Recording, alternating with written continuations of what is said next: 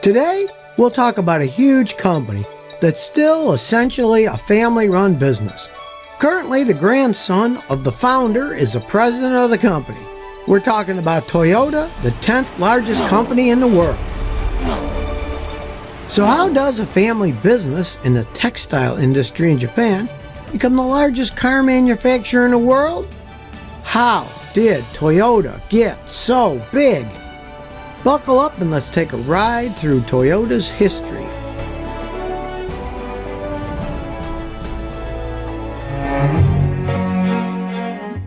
The story starts with a simple farmer carpenter and a weaver in Japan.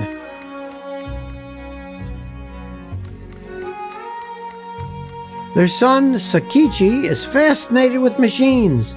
He wants to make weaving easier. So he invents multiple weaving devices and looms, which are machines that make fabric.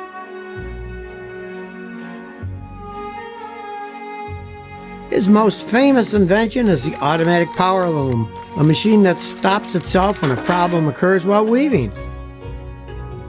Sakichi becomes known as the father of the Industrial Revolution in Japan and king of Japanese inventors.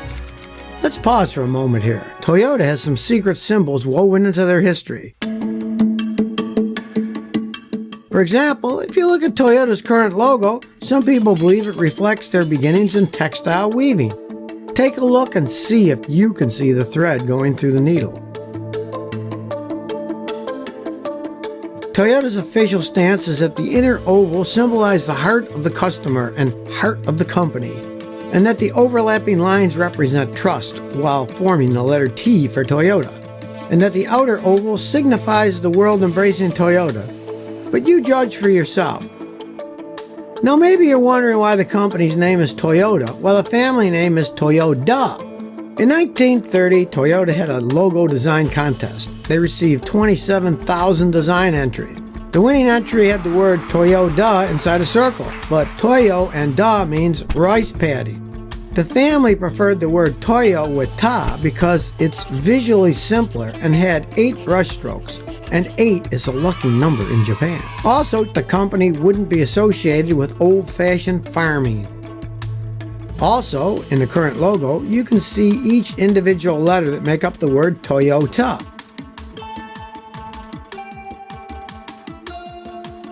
Now back to our story. Sakichi's son is Ichiro. The year is 1929. He's 35 years old, and he's in Detroit, the heart of the young automobile industry. He's there touring all the leading automobile companies.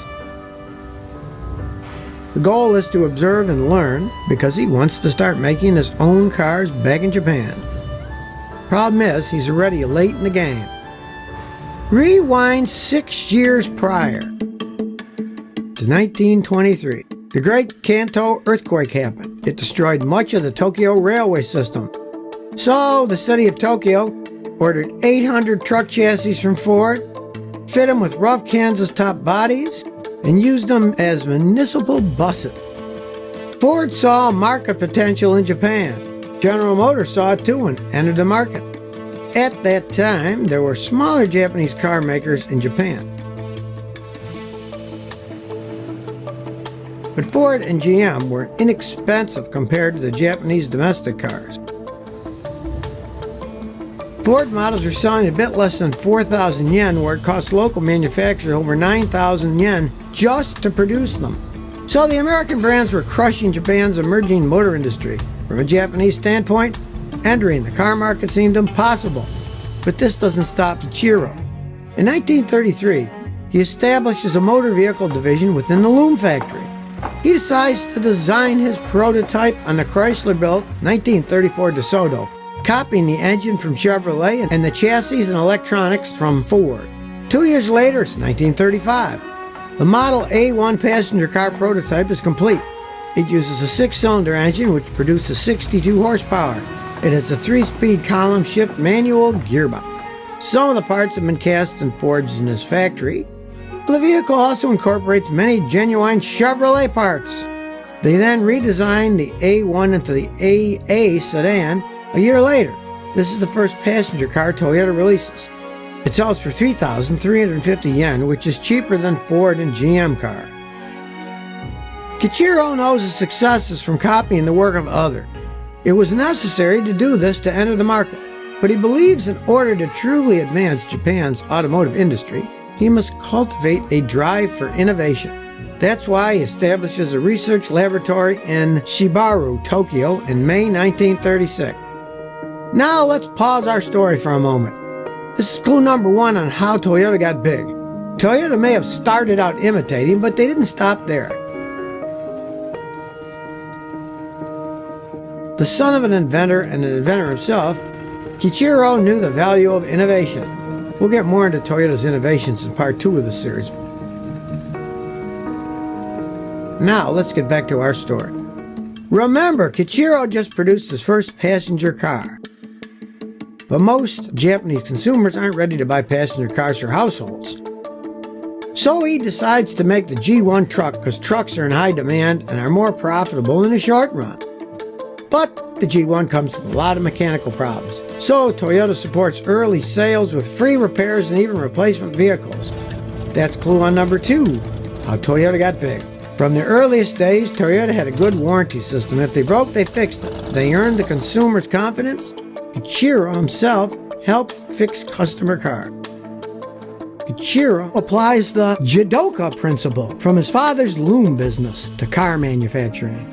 His father, Sakichi, has invented the Jidoka concept. Jidoka involves asking the 5 whys to find the root cause of a problem, then implementing a solution to prevent the future recurrences. Here's how Jidoka works to fix any problem with a car. Any mechanic can use it even today. For example, let's say a vehicle won't start. First you ask why. Let's say you find the battery's dead. Then you ask the second why. Let's say you find the alternator's not functioning. Ask the third why. You learn the alternator belt has broken. Ask the fourth why. You see the alternator belt was beyond its useful service life and had not been replaced. Ask the last why. You learn the vehicle was not maintained according to the recommended service schedule. Using this method, you know how to fix the car. And you also learn how to prevent it from happening again in the future. In this example, the root cause why the car won't start is because the user didn't do regular service maintenance needed. Anyway, Kqogm uses this method to streamline the car manufacturing process and impact mechanical quality. Now remember, he's selling the AA sedans and G1 trucks at the time.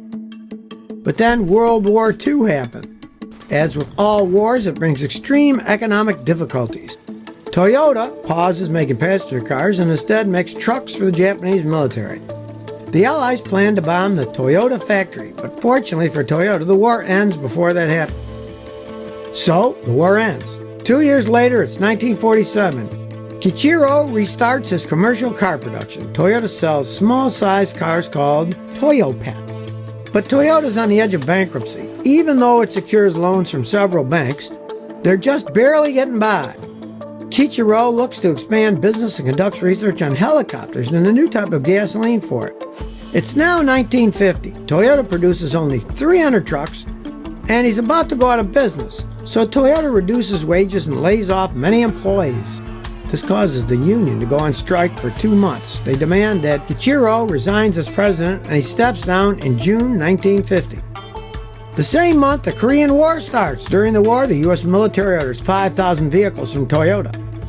That is what revives Toyota. A couple of years later, it's 1952. A decision is made to reinstate Kqogm as president.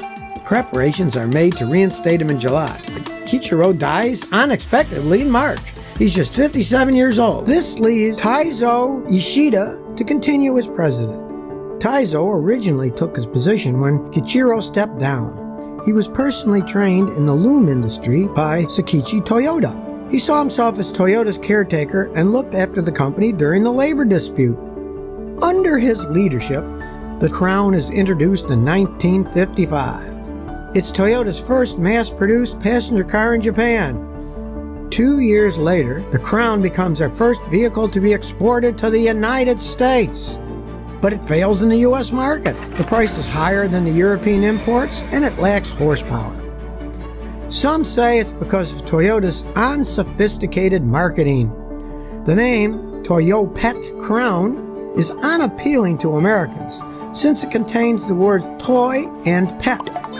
Hard not to agree with that. After all, who wants a toy car? Although there are fans of the Beetle and Mini, so why not Toyopet? Anyway, in its first year, it sells only 287 vehicles. In 1960, it sells just 659. Compare that to the Ford Falcon, which sells 435,000, and Chevy Corvair, which sells 250,000. So, Toyota redesigns the car and launches the all-new Toyota Crown in 1963 without the Toyopet name. The car is longer, lower, and has more engine power.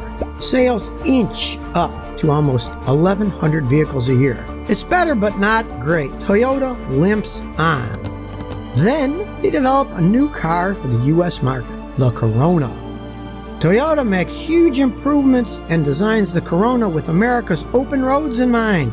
It has a 90 horsepower engine. This is almost twice as powerful as the Volkswagen Beetle, which is the nation's best-selling import at the time. It also has air conditioning, an automatic transmission, everything that Americans want in a car. By 1967, Toyota has sold 32,000, pushing the company to the 5th most imported brand in the United States. That's clue number 3 to Toyota's success. When Toyota tried but didn't succeed, they tried again. And clue number 4, understand your customers. If the car isn't suited for American roads, then change the car specifications. If customers aren't interested in a car that sounds like a toy, then change the name. If people like the name, don't change it if it's not broken. Which brings us to the Crown name. Earlier we saw that Seiichi Toyota became known as the king of Japanese inventors. Now the company is releasing a range of successful cars, which all happen to have names related to a royal crown. After the release of the Toyota Crown, they developed a car called the Corona, which means crown in Latin. It is initially exported as the Tiara. Thereafter comes Corolla, which means small crown in Latin. What about the Camry? That means little crown in Japanese. And don't forget the Toyota Scepter, named after the staff or rod held by royalty and an accessory to the crown. Is it a coincidence that they become the king of all car companies? Enter Eiji Toyota. He's Kichiro's much younger cousin who graduated as a mechanical engineer. Kichiro had invited Eiji to join his car business before the war. It's the 1950s. Eiji is visiting Ford factories in the U.S. By now, Toyota's been manufacturing cars for 13 years and has made over 2,500 in total. Contrast that to Ford is making 8,000 vehicles a day. Eiji is awed by the scale, but Eiji believes that he has found both material waste and production inefficiencies at Ford. He believes that Ford and Toyota are near equals in terms of technology. He decides to adopt American mass production methods, but with better quality standards. To do this, he returns to Toyota's roots. He collaborates with Taiichi Ono, a veteran loom machinist. Together, they find ways to lower costs by eliminating excess inventory and waste. They make incremental improvements to make cars quicker, easier, and cheaper to assemble. That will become known later as the Toyota Way. One of the elements is Kanban. To explain how Kanban works, let's take the example of a pizza restaurant. It's easy to make one pizza on time, but what if you receive a lot of orders together? You don't want to make the pizzas before they're ordered or prepare ingredients too soon. The pizza and ingredients need to be fresh, but you also don't want to run out of ingredients. This will delay getting your orders out in a reasonable time. Let's use Kanban to help you solve this problem. First, arrange the ingredients in the order you build the pizza. Prepare enough ingredients to say 4 pizzas. Then arrange them in a way that you can quickly see when and which ingredients are running low.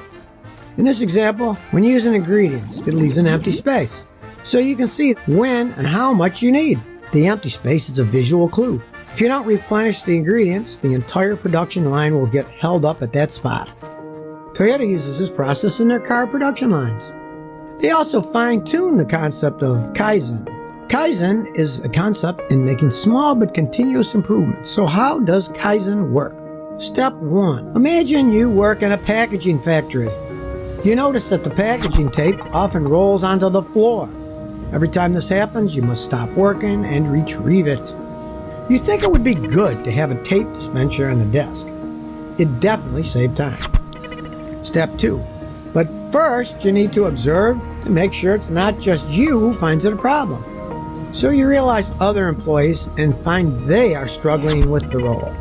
Step 3. So maybe now you talk to others to see if they have better ideas. Step 4. You vote on the best idea, which turns out to be the dispenser. Step 5. You put the dispenser on your bench. Step 6. You check to see if it's working. It's important to measure the results. Step 7. If it works well, then you suggest that everyone gets a dispenser on their bench. It may seem small, but imagine you have thousands of people working on a company. This will add up to a huge time saving. These ideas are used in many of the world's largest companies today, not just in automobile manufacturing, but in other businesses too. You could probably find ways to use these in your life or business, which is clue number 5 to Toyota's success. Improve things incrementally and constantly. Now let's get back to our story. It's the 1960s. Toyota makes a bold move. Up until now, the company is seen as practical and imitative. The Toyota 2000 GT changes all that. The Toyota 2000 GT is a limited production front-engine, rear-wheel drive, 2-seat, hardtop coupe grand tour. It's designed in collaboration with Yamaha and revealed at the Tokyo Motor Show. It receives rave reviews and is compared favorably with a Porsche 911. The car wins 3rd place in the 1966 Japanese Grand Prix. 2 convertibles are specially made for the James Bond film You Only Live Twice. It also becomes the first seriously collectible Japanese car and will later sell at auctions for as much as $1.2 million US. Now it's 1967. Eiji Toyota becomes president of the company. In 1972, Toyota reached the milestone of 1 million vehicles sold. By 1974, the Corolla was one of the best-selling cars worldwide. By 1975, they overtake Volkswagen and become the #1 import brand in the United States. One of the things people love about Toyota is that the cars are so reliable. You might wonder why the Toyota Corolla remains so successful. Remember back to the Toyota way? Well, Toyota was never content to sit back. They continued to make improvements. This led to the Corolla becoming one of the greatest cars of all time. Eiji played a large role in this happening. But it wasn't only him. He had someone at his side learning from him and supporting him the whole time. Stay tuned to find out what this was. But first, let's talk briefly about the Celica, meaning celestial or heavenly. This model charges into the Toyota stage in 1970. It's powered by 4 cylinders, and all-wheel turbocharged models are offered in 1986. In motorsports, it's known for its rallying prowess. We'll be talking more about this heavenly car in future episodes, especially the 1994 model, which I'd go so far to say has changed some people's lives. I know it changed mine. So you're looking for the secret that got me here.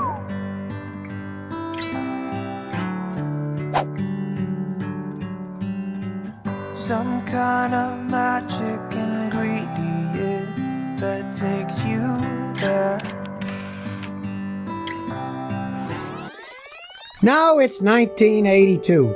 A new era begins for Toyota. Kichiro's eldest son, Shoichiro, becomes president. The press calls him the Crown Prince of Toyota. More crowns. Before we talk about what Shoichiro does as president, we need to rewind almost 2 decades. Because hidden behind the scenes, Shoichiro has been continuously working at improving quality control. We were referring to him when we said AG had help. They were making many more cars and had many more people working. The rise in claim costs alarmed Eiji, who was vice president at that time.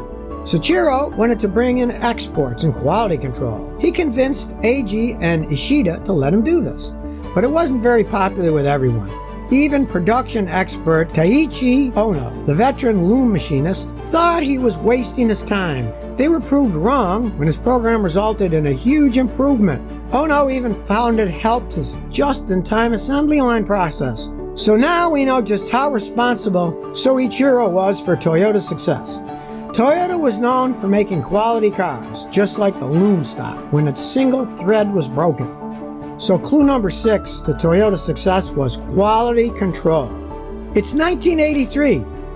Soichiro challenges Toyota engineers to build the world's best car. The project is codenamed F1 for Flagship 1. The result is the Lexus LS400, which becomes Japanese best-selling luxury car. There is a theory that says Lexus is the combination of the words luxury and elegance. Another says it's an acronym for Luxury Exports to the U.S. It's true it was created specifically for the U.S. But are those theories true? What do you think? Soichiro is hugely responsible for taking Toyota global. Up until the 1980s, Toyota is still primarily an export-based economy. Soichiro knows how to become a truly global organization. The company needs to manufacture its products in local markets, especially in the United States. In 1984, Toyota enters into a partnership with General Motors to build its first car in Fremont, California. This is clue number 7 to Toyota's success. Worldwide factories help to make Toyota the world's largest automaker. Today, Toyota has 53 manufacturing sites outside of Japan. Most of these were opened during the 1980s. Soichiro believes people are the key to the company's future. He introduces practices like Genji Jambutsu into management. This means go and see for yourself. So, if there is a problem, a manager must personally go and observe the problem to understand it. Then, the manager works with the employees to solve the problem through consensus. In the early 2000s, Soichiro is considered Japan's leading voice on international cooperation and globalization. He believes in people, and so does Toyota, which is clue number 8 in Toyota's success, investing in people. It's now 1997. Toyota launches the first mass-produced hybrid car, the iconic Prius. Prius is Latin for go before, and the Prius lives up to the name. It's the first hybrid car in the world to be mass-produced. Some say its importance in the history of car manufacturing is equal to that of the Ford Model T, because it symbolizes the new electric era of cars. It's economical with minimal emissions. It becomes the world's top-selling hybrid car by far. You might think that this is because it's the first to market, but actually this isn't the reason. Honda Insight arrived in the US first, but Prius was the first to launch globally. Prius is also not even the world's first hybrid car. The idea for hybrids goes way back to 1889, when William H. Patton developed a gasoline-electric hybrid railcar propulsion system. Then Ferdinand Porsche developed the mixed hybrid vehicle in 1900, but it won't be until the late 20th century that hybrid vehicles in general become commercially viable. Back to our story. So if Honda launches ahead of Prius in America, why doesn't it win the race here? Well, Americans like practicality and space for larger cars. The Insight had only 2 doors and accommodation for just 2 people. It's less practical for most Americans. The Prius, on the other hand, has space for 4. In the battle of the hybrids, Prius leads not only America, but in the rest of the world too. It doesn't surrender its position. After Prius, Toyota looks for more ways to become environmentally friendly. This is clue number 9 on how Toyota got so big. The world is moving towards green energy. So too does Toyota. And it's not just cars. The company receives criticism because manufacturing Priuses has a larger environmental impact than most cars. So Toyota genetically engineers the Toyota flower. Its purpose is to balance the carbon dioxide released into the Prius assembly plant. 2 new species were created from cherry sage and gardenia. One absorbs nitrogen oxide. The other creates water vapor to reduce the temperature surrounding the factory. Toyota continues to improve the manufacturing processes. In 1999, they introduced the Kqogm system. Earlier in part 2 of our history, we explained how the traditional Kanban system works. If you missed it, click on the link below. Remember the pizza shop? You keep just enough ingredients ready for a set number of pizzas. As you use ingredients, you replenish what you've used and continue assembling the pizza. Of course, it's much easier to manage this if you're in the pizza shop and can see when ingredients are low. But at a car manufacturing plant, the parts can come from far away. It's hard to keep track of something you can't see. So cards are used to keep track. When a parts container is empty, a card is placed inside each container. The card contains the part number and details. Then the container is sent back to the supplier. The supplier can see from the card what parts are needed. They fill the container with those parts and send it back to Toyota. This works well in Japan because many of the parts suppliers are close to the Toyota manufacturing factory. But in Europe it's a little different. Some of the suppliers are far away from the factories, even in different countries. So this can cause a delay while the container is being shipped back to the supplier. The solution is Kqogm. The cards are still used between different departments inside the factory, but every day the information of the cards is uploaded onto the database. Suppliers download the data using the internet. It's just like receiving the physical cards, except quicker. The data tells them exactly what parts they need to send. They immediately dispatch the parts. This cuts the cycle time in half, which reduces storage, which reduces shortage of parts and ensures production is not interrupted. Now this might seem a simple and obvious solution, but remember, at the end of 1999, only 4% of the world is using the internet. But let's get back to what's happening at Toyota. It's 2009. Akio Toyoda becomes president. He is grandson of Kiichiro Toyoda. I never met my grandfather, but I tried to think what he think. Big news for Toyota. Kiichiro Toyoda has been inducted to the Automotive Hall of Fame.